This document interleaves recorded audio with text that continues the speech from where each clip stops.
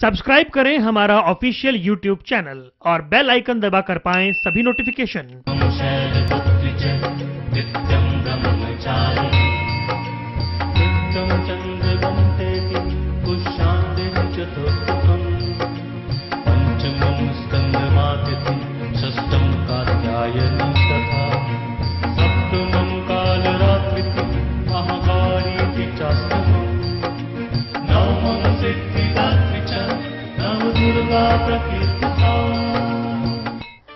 नमस्कार, एमएचपी न्यूज में आपका स्वागत है। मैं हूं आपके साथ वरुण गोयल। आप देख रहे हैं हमारा खास कार्यक्रम 9 दिन नवरात्र के।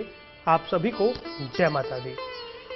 पूरी सृष्टि मां का गुणगान कर रही है और मां हमेशा अपने बच्चों पर कृपा करती है, लेकिन नवरात्र के दिन विशेष फलदायी माने जाते हैं।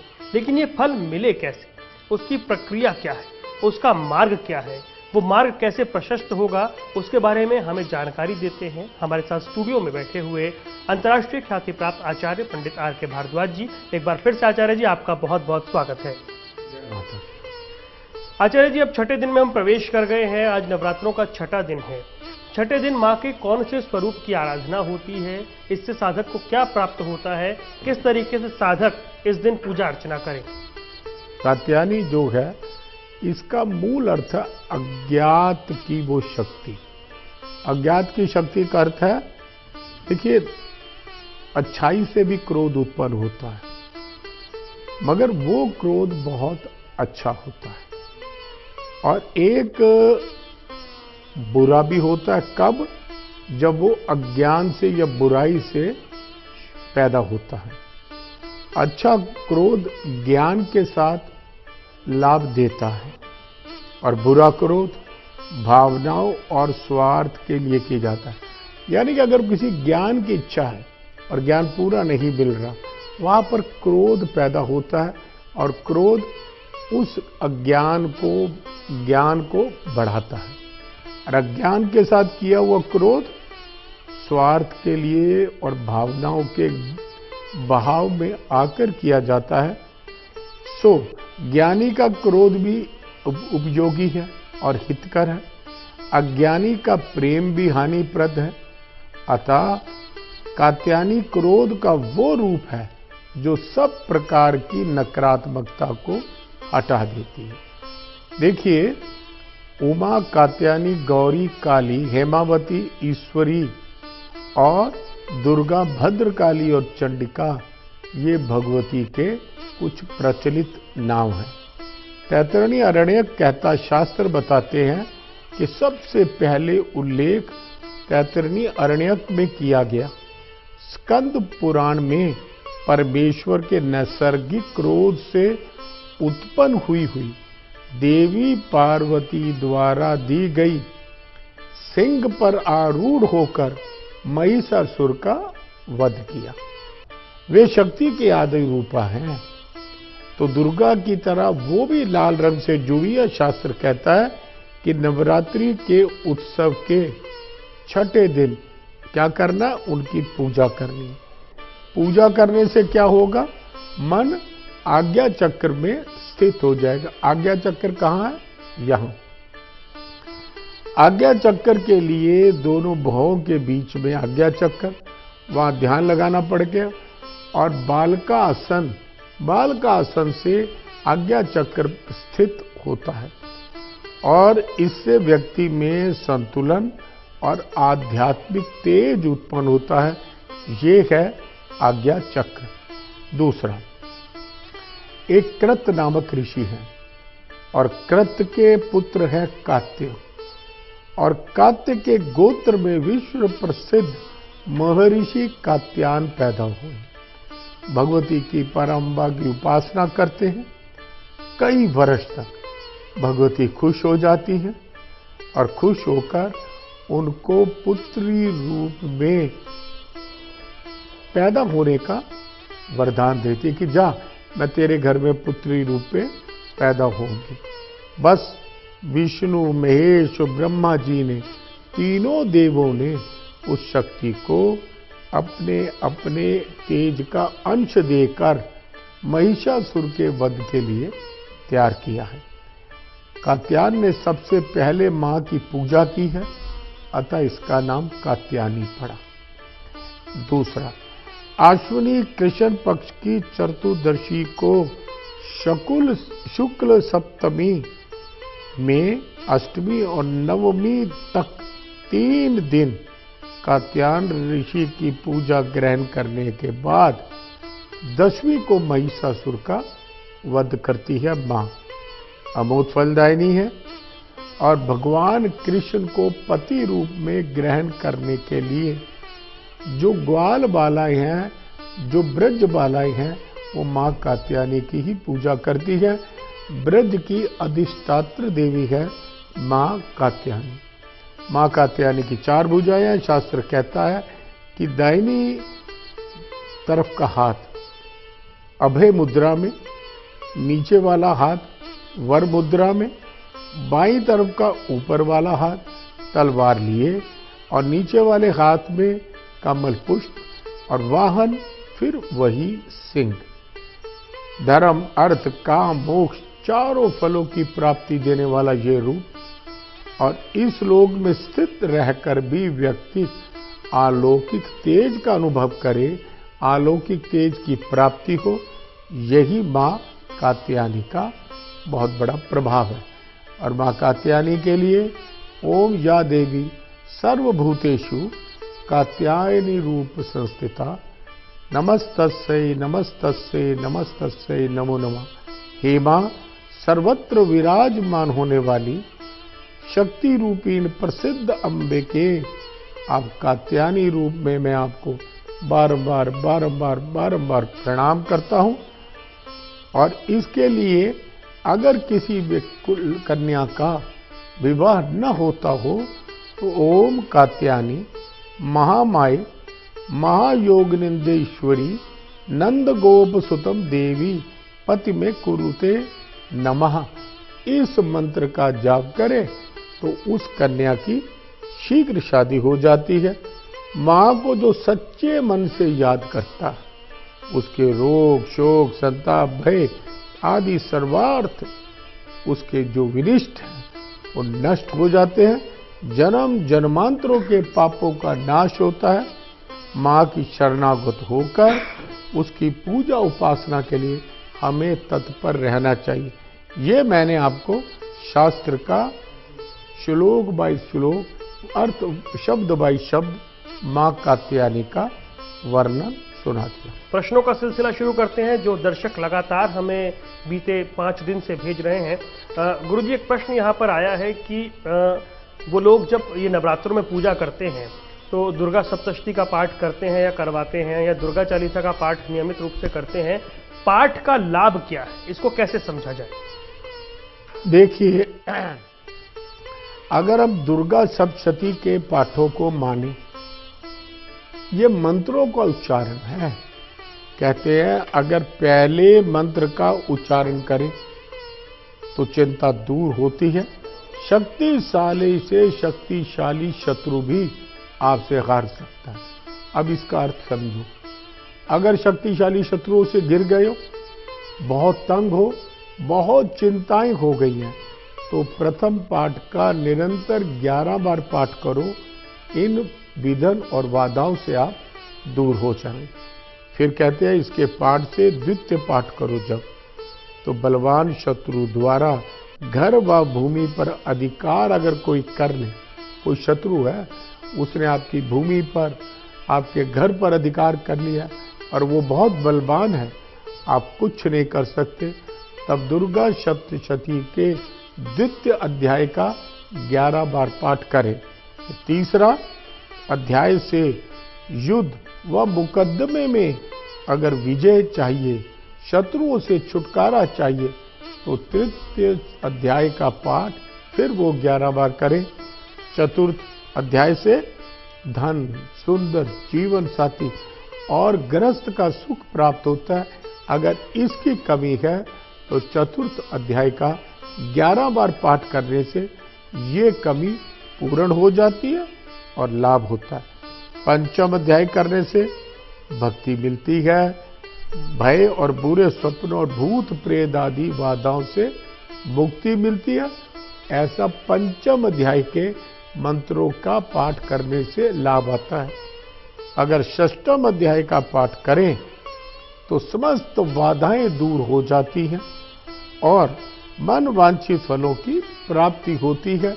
समस्त बाधाओं को नाश करने के लिए नित्य उठकर, चाहे दुर्गा सप्तशती हो न हो, छठे अध्याय का 11 बार पाठ करके देखो तो आपको ये नतीजे आने शुरू हो जाएंगे। सप्तम अध्याय से हृदय की समस्त कामनाएं, गुप्त कामनाओं की, गुप्त कामना ईश्वर की प्राप्ति या वो कामनाएं जो किसी को नहीं बताना चाहते, इसका पाठ करने से वो पूरी होती। अष्टम अध्याय से धन का लाभ, वशीकरण। नवम अध्याय से खोए हुए कोई व्यक्ति खोया हो, कोई संपत्ति खोई हो, इसका पाठ करने से वो प्राप्त होता है। संपत्ति और धन का। दसम अध्याय से गुमशुदा की तलाश शुरू हो जाती है, संतान का सुख होता है। 11वें अध्याय से किसी भी प्रकार की चिंता, व्यापार की सफलता, सुख संपत्ति की प्राप्ति होती है। 12वें अध्याय से कितना बड़ा रोग हो, निर्भयता प्राप्त होगी, रोगों से छुटकारा होना शुरू हो जाएगा, मान सम्मान मिलता है। जब 13वां अध्याय करोगे, माता की भक्ति एवं सभी इच्छित वस्तुओं की प्राप्ति होगी, ऐसा 13वें अध्याय का फल।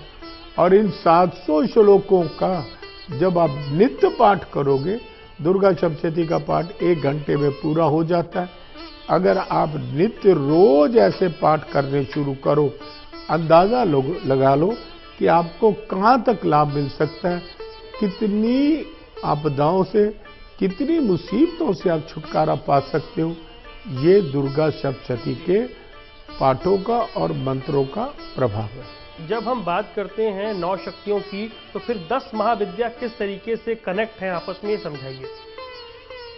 देखिए, 10 नव दुर्गाओं के बारे में मैंने आपको पहले भी बताया कि ये राक्षसों का, चंड, बुद्ध, महिषासुर, ऐसे अनन्य राक्षस पैदा हो गए हैं जो देवताओं को, अच्छी आत्माओं को परेशान कर रहे हैं और उनका नाश करने के लिए समस्त देवी देवता इकट्ठे होकर अपनी शक्ति के कुछ अंशों का अंश देते हैं, जिससे एक शक्ति प्रकट होती है और उस शक्ति का नाम है मां दुर्गा। जैसे इंद्र अपनी घंटी दे देते हैं, कहते हैं उस घंटी को बजाने से शत्रु भाग जाया करते थे।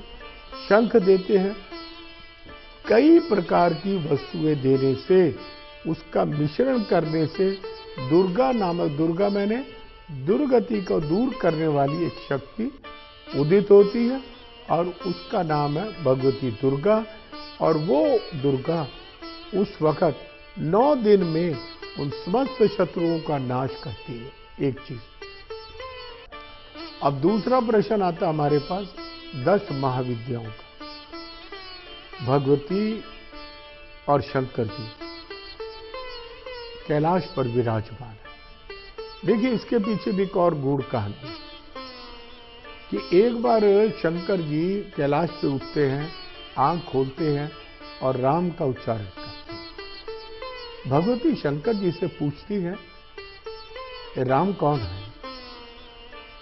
तो शंकर जी कहते हैं, मेरे इष्ट। क्योंकि शास्त्र कहता है, भगवान राम ने स्वयं कहा, शिव द्रोही मम दास कहावा, वो मोहि सपने में न पावा। अब भगवान जैसे शंकर जी राम का नाम उच्चारण करते हैं तो मां पार्वती ध्यान मग्न होकर देखती है, राम अवतार हो चुका है और नीचे राम हाय सीता कहकर विचरण कर रहे हैं, शोक से ग्रसित है।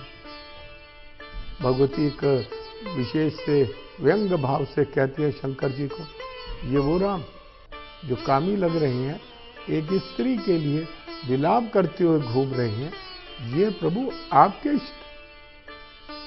भगवान शंकर समझ जाते हैं कि मेरे प्रभु के लिए कुछ कठोर वचन इस्तेमाल कर रही है। कहती है, अभी मैं तो परीक्षा दूं। शंकर जी समझाते हैं कि माँ भगवती परीक्षा नहीं लेना, पर वो नहीं मानती। कहते अच्छा कहीं मर्यादा को ना लांघ लें। अब भगवती परीक्षा लेने के लिए नीचे आ जाती है। आके क्या करती है, सीता का रूप धारण करती है और राम लक्ष्मण आ रहे हैं तो सामने सीता बन के खड़ी हो जाती है। एक कहते हैं एक तिल भर भी शक्ल में और भेद नहीं था। जैसे भगवान राम आते हैं, कहते हैं हे पार्वती अब यहाँ शंकर जी कैसे हैं। अब पार्वती जी घबराती है, वो समझ गई कि मेरा पहचान ली गई और मेरा काम हो गया। वो भागती है। कहते हैं जिस कोने पे वो जाते हैं आगे से राम लक्ष्मण और सीता तीनों आ रहे हैं। तो कई कोनों पे वो जा जाके रास्ता ढूंढती है और सामने से तीनों दिखते हैं। अंत में वो एक जगह बीच में खड़े होकर आंखें बंद कर लेती हैं। तब हजारों राम, हजारों लक्ष्मण और हजारों सीताएं सामने खड़ी। भगवती ध्यान करती है और अपने शिवलोक में वापस पहुंच जाती है। शंकर जी कहते हैं परीक्षा ले ली। शंकर जी ध्यान मग्न होकर देखते हैं, अरे इसने तो मेरे मां का स्वरूप ग्रहण कर लिया था। तो शंकर जी बाएं हिस्से से आसन उठाकर दाएं हिस्से पर रख देते हैं जहां मां बैठती है। मां का रूप उनको दे दिया। अब मां को पत्नी रूप में स्वीकार नहीं करेंगे, इसलिए शिव जी ने अब मां पार्वती को त्यागना। ये कहानी पीछे की है। आगे जैसे ही वो शंकर जी समझाते हैं कि तुझे अपने पिता के घर पे नहीं जाना चाहिए, पार्वती नहीं मानती। शंकर जी उनको बताते हैं विरोधी है, तुम्हें नुकसान पहुंचाएंगे, ये बहुत बातें समझाते हैं।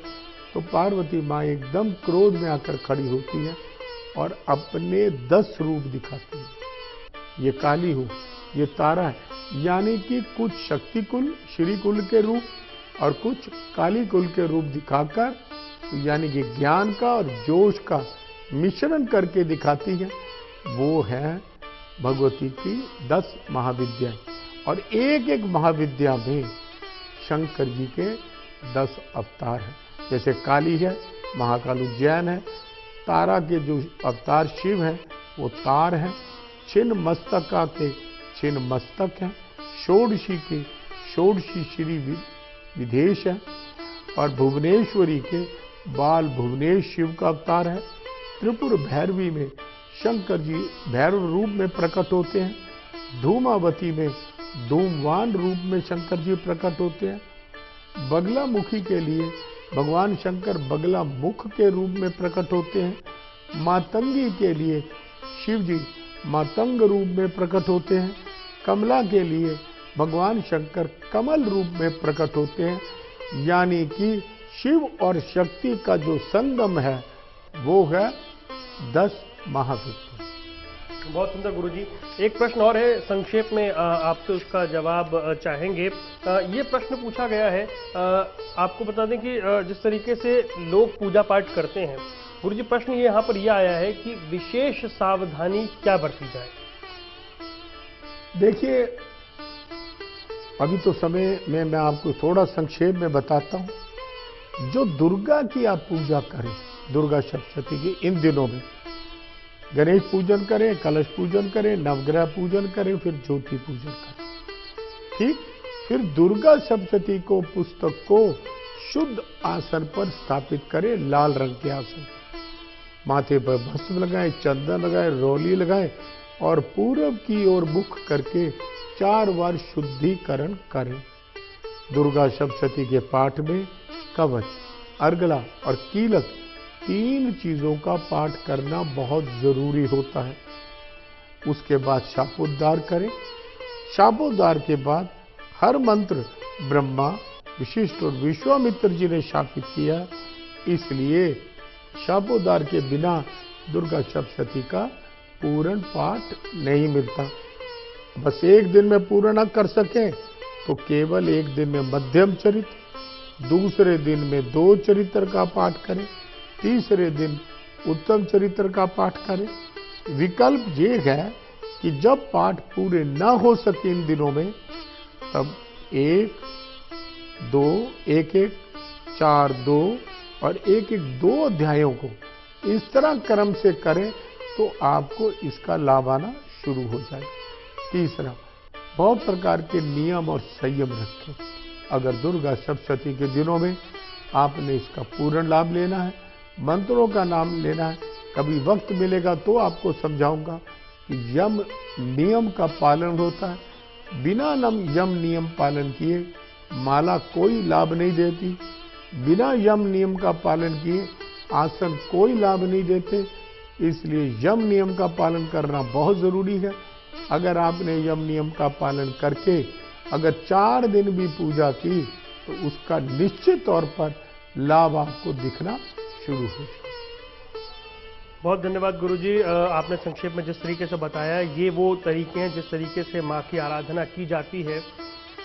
कल फिर मिलेंगे आपसे, माँ के 7वें स्वरूप पर चर्चा करेंगे, जानेंगे कुछ और ऐसी रहस्यमयी बातों को, दिलचस्प बातों को जो आपके ज्ञान का विस्तार कर रही हैं, आध्यात्मिक उन्नति की ओर आपको ले जा रही हैं और किस तरीके से इस साधना में आप और आगे बढ़ सकते हैं। गुरुजी, आपका स्टूडियो में आने के लिए, तमाम जानकारी देने के लिए बहुत बहुत शुक्रिया। जय माता। दीजिए इजाजत। जय माता दी।